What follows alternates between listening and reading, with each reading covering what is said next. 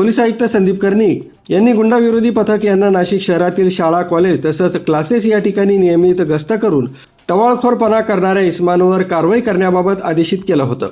त्या अनुषंगानं पोलीस उपायुक्त किरण कुमार चव्हाण, सहाय्यक पोलीस आयुक्त मिटके यांच्या मार्गदर्शनाखाली गुंडाविरोधी पथक नाशिक शहरात शाळा, कॉलेज तसंच क्लासेस या ठिकाणी गस्त करून टवाळखोरपणा करणाऱ्या इसमांवर वेळोवेळी कारवाई करीत आहे। त्या अनुषंगानं गुंडाविरोधी पथकाचे पोलीस अंमलदार राजेश राठोड यांना 2 दिवसांपूर्वी गुप्त बातमीदारामार्फत माहिती मिळाली की पंचवटी इथं राहणारा रोहित नावाचा इसम हा गंगापूर रोड, कॉलेज रोड इथल्या शाळा, कॉलेज तसंच क्लासेस परिसरात नेहमी फिरत असतो।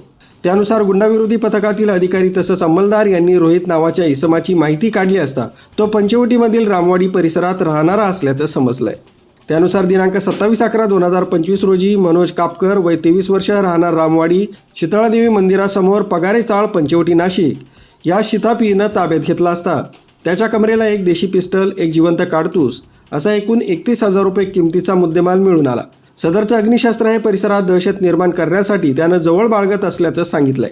सदर एक देशी बनावटीचं पिस्टल, एक जिवंत काडतूस हस्तगत करण्यात आलं असून सदर इसमावर भारतीय हत्यार कायद्याप्रमाणे पोलीस आयुक्त यांच्या विनापरवाना अग्निशस्त्र बाळगण्याच्या मनाई आदेशाचं उल्लंघन केलं म्हणून पुढील कारवाईसाठी पंचवटी पोलीस ठाण्याच्या ताब्यात देऊन नोंद केली आहे। सदरची कामगिरी पोलीस आयुक्त संदीप कर्णिक, पोलीस उपायुक्त किरण कुमार चव्हाण, सहाय्यक पोलीस आयुक्त संदीप मिटके यांच्या मार्गदर्शनाखाली गुंडाविरोधी पथकाचे सहाय्यक पोलीस निरीक्षक ज्ञानेश्वर मोहिते, मलंग गुंजाळ, विजय सूर्यवंशी, सुनील आडके, प्रदीप ठाकरे, अक्षय गांगुर्डे, गणेश भागवत, राजेश राठोड, कल्पेश जाधव, दयानंद सोनवणे, सुनीता कवडे यांनी संयुक्तिकरित्या ही कामगिरी पार पाडली आहे। न्यूज ब्युरो, सक्षम पोलीस टाइम्स, न्यूज 112, नाशिक।